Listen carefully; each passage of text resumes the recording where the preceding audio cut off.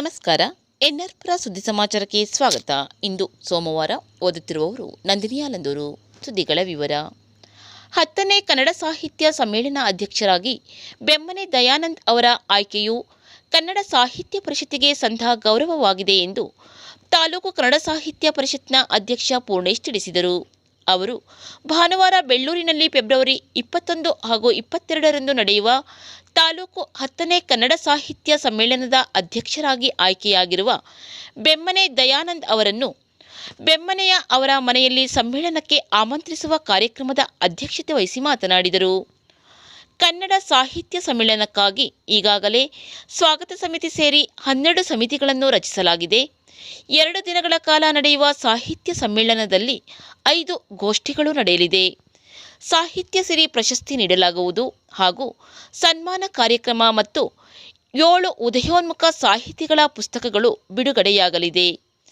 ಸಾಹಿತ್ಯ ಸಮ್ಮೇಳನದ ಯಶಸ್ಸಿಗೆ ಈಗಾಗಲೇ ಸಮಿತಿಗಳು ಕಾರ್ಯಾರಂಭ ಮಾಡಿದೆ.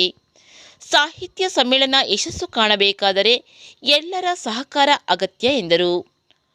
ಆಹ್ವಾನ ಸ್ವೀಕಾರ ಮಾಡಿದ ಸರ್ವಾಧ್ಯಕ್ಷ ಬೆಮ್ಮನೆ ದಯಾನಂದ್ ಮಾತನಾಡಿ, ಕನ್ನಡ ಸಾಹಿತ್ಯಕ್ಕೂ ನನಗೂ ಹತ್ತಿರದ ಸಂಬಂಧವಿದೆ. ರಾಮನಗರದ ಜಾನಪದ ಲೋಕದಲ್ಲಿ ಕರ್ನಾಟಕ ಜಾನಪದ ಪರಿಷತ್ತಿನ ಅಧ್ಯಕ್ಷರಾಗಿದ್ದ ನಾಗೇಗೌಡರ ಜೊತೆಯಲ್ಲಿ ಕೆಲಸ ಮಾಡಿದ್ದೆ. ಜಾನಪದ ನಿಘಂಟು ಕಾರ್ಯದಲ್ಲಿ ಕೈ ಜೋಡಿಸಿದ್ದೆ.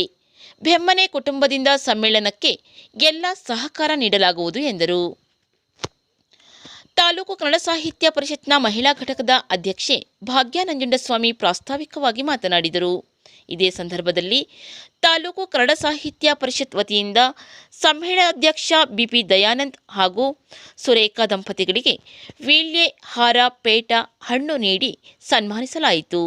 ಸಭೆಯಲ್ಲಿ ಸ್ವಾಗತ ಸಮಿತಿ ಅಧ್ಯಕ್ಷ ಆರ್ ವೆಂಕಟರಮಣಯ್ಯ, ಕಾರ್ಯಾಧ್ಯಕ್ಷ ಎಸ್ಎಸ್ ಸಂತೋಷ್ ಕುಮಾರ್, ನಿಕಟಪೂರ್ವ ಅಧ್ಯಕ್ಷ ಎನ್ಎಂ ಕಾಂತರಾಜ್, ಕನ್ನಡ ಸಾಹಿತ್ಯ ಪರಿಷತ್ನ ಪ್ರಧಾನ ಕಾರ್ಯದರ್ಶಿ ನಂದಿನಿ ಆಲಂದೂರು, ಬೆಮ್ಮನೆ ಕುಟುಂಬದ ಹಿರಿಯರಾದ ಮಂಜುನಾಥ್ ಗೌಡ ಉಪಸ್ಥಿತರಿದ್ದರು. ಕರ್ನಾಟಕ ಸರ್ಕಾರ ಕನ್ನಡ ಸಾಹಿತ್ಯ ಪರಿಷತ್ನಲ್ಲಿ ಒಂದು ದತ್ತಿಗೆ ನೀಡಿದೆ. ಅದರ ಮೌಲ್ಯ 5 ಲಕ್ಷ ಅಂತ ಕಾಣಿಸುತ್ತೆ ನನಗೆ. ಆ ಪ್ರಶಸ್ತಿಯನ್ನು ಕೂಡ ಇವರು ಪಡ್ಕೊಂಡಿದ್ದಾರೆ. ಕನ್ನಡದ ಹಬ್ಬಕ್ಕೆ ಸ್ವಾಗತವು, ಕನ್ನಡದ ನುಡಿ ತೇರಿಗೆ ಸ್ವಾಗತವು, ದಾಸವರೇಣ್ಯರ ವಚನಕಾರರ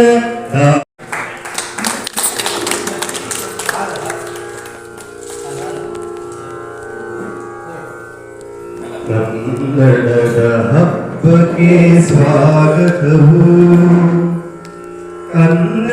ಸನಾತನ ಧರ್ಮದಿಂದಲೇ ಇಂದು ಹಿಂದೂಗಳು ದೇಶದಲ್ಲಿ ತಲೆ ಎತ್ತಿ ನಿಲ್ಲಲು ಸಾಧ್ಯವಾಗಿದೆ ಎಂದು ಗೌರಿಗದ್ದೆಯ ಅವಧೂತ ಶ್ರೀ ವಿನಯ್ ಗುರೂಜಿ ತಿಳಿಸಿದರು.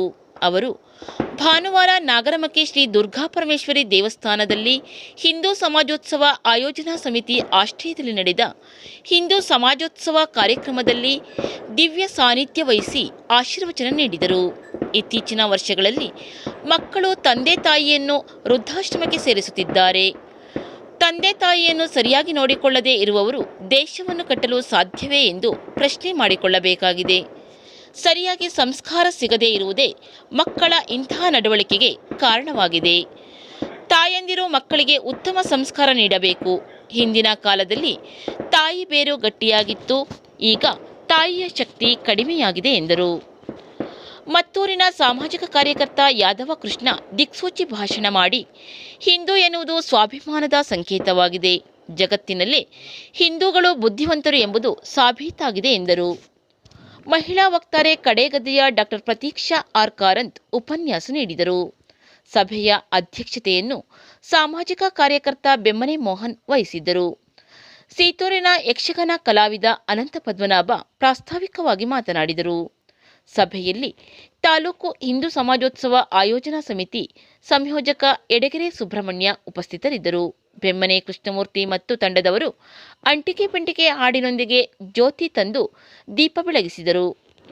ರಂಗಿಣಿ UR ರಾವ್ ವಂದೇ ಮಾತರಂ ಗೀತೆ ಹಾಡಿದರು. BS ರಾಮಚಂದ್ರ ಕಾರ್ಯಕ್ರಮದಲ್ಲಿ ಸ್ವಾಗತಿಸಿದರು. ಅನಿಲ್ ಕುಮಾರ್ ಕಾರ್ಯಕ್ರಮ ನಿರೂಪಿಸಿದರು. ಸಾಸಲೆಮಕ್ಕಿ ಚೇತನ್ ವಂದಿಸಿದರು. ಇದಕ್ಕೂ ಮೊದಲು ಕುದುರೆಗುಂಡಿಯಿಂದ ಬೈಕ್ ಹಾಗೂ ಇತರ ವಾಹನದೊಂದಿಗೆ ಶೋಭಾಯಾತ್ರೆ ನಡೆಯಿತು. ಇದ್ರೆ ಮೊದಲೇ ಅದು ವೃದ್ಧಿ ಆಗಬೇಕಿತ್ತು, ತಪಸ್ವಿಗಳು ಬಂದ ಮೇಲೆ ಯಾಕಾಯಿತು ಅನ್ನೋದು ಪ್ರಶ್ನೆ. ಇಡೀ ನಮ್ಮ ಸನಾತನ ಧರ್ಮ ನಿಂತಿದ್ದು ತಪಸ್ಸಿನ. ಹಾಗಾಗಿ ಪೂರ್ಣ ಕುಂಭದಿಂದ ಸನ್ಯಾಸಿಗಳನ್ನು ಎದುರುಗೊಳ್ಳಬೇಕು ಅನ್ನೋದು ಯಾಕೆ? ನಿನ್ನ ದೇಹವೇ ಕಾಯ ಅದನ್ನಿಡು, ನಿನ್ನೊಳಗಿರೋ ಝಲ ಅದೇ ನಿನ್ನ ಶರೀರ. ಇದಿಷ್ಟು ಸೇರಿದರೆ ಕಲಶ, ಇದನ್ನು ತಗೊಂಡೋಗಿ ಅವರನ್ನು ಸ್ವಾಗತ ಮಾಡಿಕೊಂಡು ಬರೋದು ಇದು ಸನಾತನ ಧರ್ಮ. ಮೂರನ್ನು ಗೌರವಿಸಿದೆ.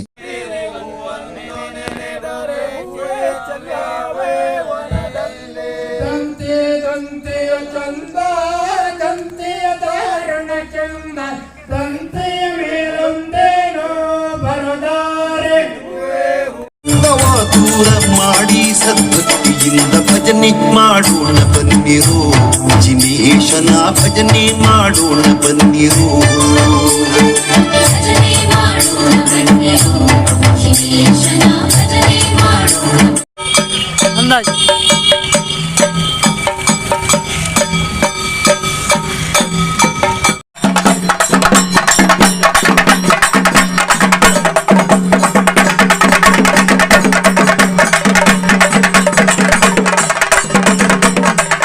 ನರಸಿಂಹರಾಜಪುರ ತಾಲೂಕಿನ ಕಡಹಿನಬೈಲು ಗ್ರಾಮ ಪಂಚಾಯಿತಿಯ ನೂತನ ಕಚೇರಿ ಕಟ್ಟಡದ ಶಂಕುಸ್ಥಾಪನೆ ಹಾಗೂ ಕೆರೆ ಅಭಿವೃದ್ಧಿ ಕಾಮಗಾರಿ ಶಂಕುಸ್ಥಾಪನೆ ಕಾರ್ಯಕ್ರಮವು ಫೆಬ್ರವರಿ 2 ಸೋಮವಾರ ಅಂದರೆ ಇಂದು ಮಧ್ಯಾಹ್ನ 3 ಗಂಟೆಗೆ ಶೆಟ್ಟಿಕೊಪ್ಪ ಕಡಹಿನಬೈಲು ಗ್ರಾಮ ಪಂಚಾಯಿತಿ ಆವರಣದಲ್ಲಿ ನಡೆಯಲಿದ್ದು, ಶಾಸಕ ಟಿಡಿ ರಾಜೇಗೌಡ ಶಂಕುಸ್ಥಾಪನೆ ನೆರವೇರಿಸಲಿದ್ದಾರೆ ಎಂದು ಕಡಹಿನಬೈಲು ಗ್ರಾಮ ಪಂಚಾಯಿತಿ ಉಪಾಧ್ಯಕ್ಷ ಸುನೀಲ್ ಕುಮಾರ್ ತಿಳಿಸಿದ್ದಾರೆ.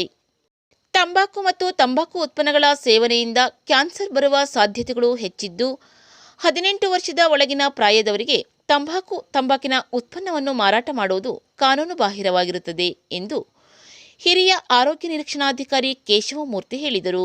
ಅವರು ಶನಿವಾರ ತಾಲೂಕಿನ ಹೊನ್ನೇಕುಡಿಗೆ ಬಾಳೆ ಗ್ರಾಮ ಪಂಚಾಯಿತಿ ವ್ಯಾಪ್ತಿಯಲ್ಲಿ ಜಿಲ್ಲಾ ತಂಬಾಕು ನಿಯಂತ್ರಣ ಕೋಶ ಹಾಗೂ ತಾಲೂಕು ತನಿಖಾ ದಳದ ವತಿಯಿಂದ ಪ್ರಾವಿಷನ್ ಸ್ಟೋರ್, ಅಂಗಡಿ, ಹೋಟೆಲ್, ಕ್ಯಾಂಟೀನ್ಗಳ ಮೇಲೆ ದಾಳಿ ನಡೆಸಿ ಮಾತನಾಡಿದರು.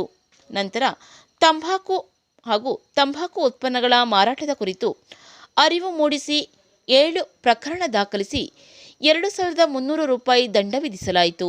ಈ ಸಂದರ್ಭದಲ್ಲಿ ಶಿಕ್ಷಣ ಇಲಾಖೆಯ ರಮೇಶ್, ತಾಲೂಕು ಹಿರಿಯ ಆರೋಗ್ಯ ನಿರೀಕ್ಷಣಾಧಿಕಾರಿ ದರ್ಶನ್, ಬಾಳೆ ಗ್ರಾಮ ಪಂಚಾಯಿತಿ ಪಿಡಿಒ ಪ್ರೇಮ, ಮೂಡಬಾಗಿಲು ಶಾಲೆಯ ಮುಖ್ಯೋಪಾಧ್ಯಾಯ ಜಯಣ್ಣ, ಗೃಹ ರಕ್ಷಕ ಇಲಾಖೆಯ ತಿಮ್ಮೇಶ್ ಹಾಗೂ ಸುಚಿತ್ರಾ ಉಪಸ್ಥಿತರಿದ್ದರು. ವಂದನೆಗಳು.